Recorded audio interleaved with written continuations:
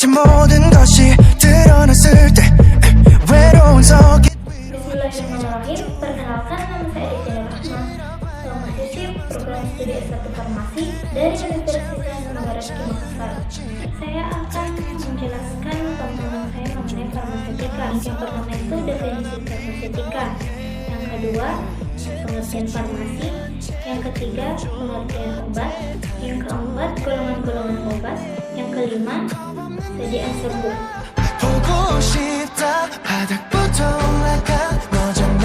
Farmasetika dasar adalah ilmu yang mempelajari tentang cara penyediaan obat yang meliputi pengumpulan, pengawetan, pengenalan, pembukuan bahan obat, seni ngeracik obat, serta persediaan farmasi menjadi bentuk tertentu hingga siap digunakan sebagai obat.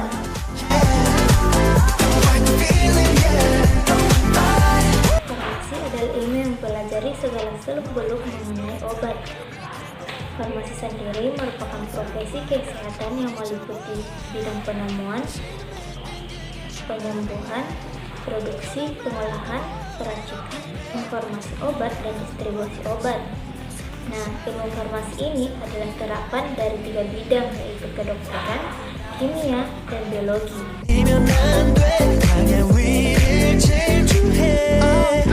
Obat adalah suatu bahan atau campuran bahan untuk dipergunakan dalam menentukan diagnosis, mencegah, mengurangi, menghilangkan, menyembuhkan penyakit, gejala penyakit, luka, kelainan badania atau rohania pada manusia, hewan, termasuk untuk mempererat tubuh atau bagian tubuh manusia.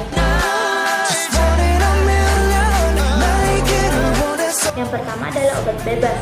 Nah, obat dengan logo seperti ini menunjukkan bahwa obat tersebut bebas dan dapat diperoleh tanpa menggunakan resep dokter. Yang kedua, obat bebas terbatas. Nah, obat jenis ini bisa dibeli tanpa resep dokter, namun tetap tergolong obat keras. Bagi yang memiliki penyakit tertentu, obat ini harus digunakan dengan hati-hati dan sebaiknya menggunakan resep dokter. Yang ketiga adalah obat keras. Obat dengan logo seperti ini hanya didapatkan dengan resep dokter. Obat seperti ini tidak dapat sembarangan dikonsumsi karena dapat berbahaya, dapat meracuni tubuh, memperparah penyakit, ataupun dapat menyebabkan kematian. Yang keempat, obat golongan narkotik. Obat dengan golongan seperti ini merupakan golongan obat paling berbahaya. Obat ini hanya bisa didapatkan dengan resep dokter, tanda tangan, serta nomor izin praktik dokter pada resep. Yang kelima, obat fotofarmaka. Obat ini adalah bagian dari obat tradisional. Obat ini menggunakan bahan alam yang telah dibuktikan keamanan dan khasiatnya. Yang keenam, obat herbal terstandar. Obat ini merupakan obat yang diekstrak dari bahan alam seperti tanaman, hewan, dan mineral. Yang ketujuh, obat herbal atau jamu. Obat dengan logo seperti ini merupakan obat tradisional yang berbahan dasar tumbuhan, diolah menjadi bentuk serbuk, seduh, pil, atau cairan yang langsung diminum.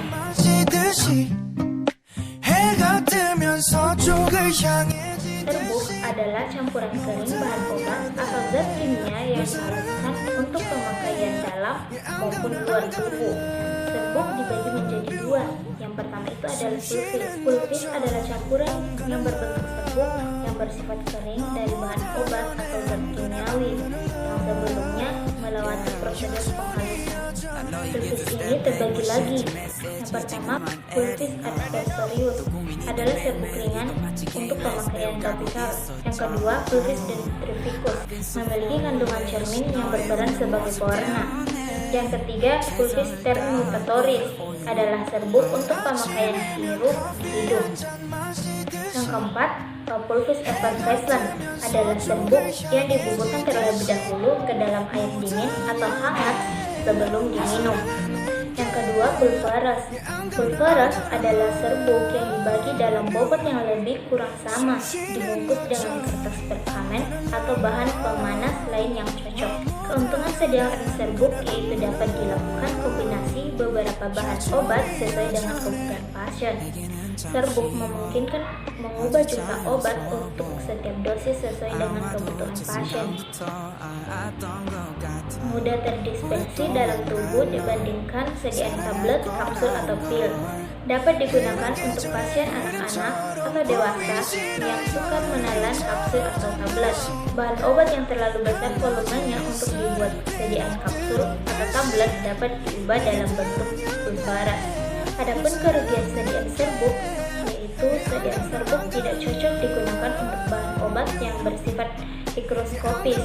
Bahan obat yang memiliki rasa, bau, tidak enak, sulit ditertutupi apabila dalam sediaan pulveras. Memerlukan waktu yang relatif lama untuk sediaan serbuk puyer. Penyimpanan sediaan serbuk kadang mengalami kelembapan atau basah. Penyimpanan sediaan serbuk disimpan pada tempat yang kering.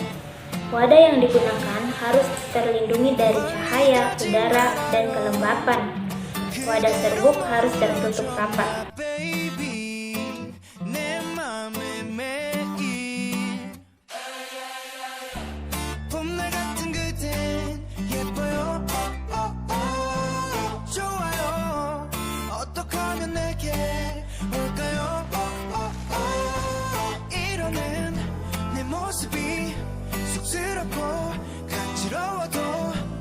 어쩔 수 없죠 그댈 사랑해요 baby 눈 뜨면 생각나는 사람이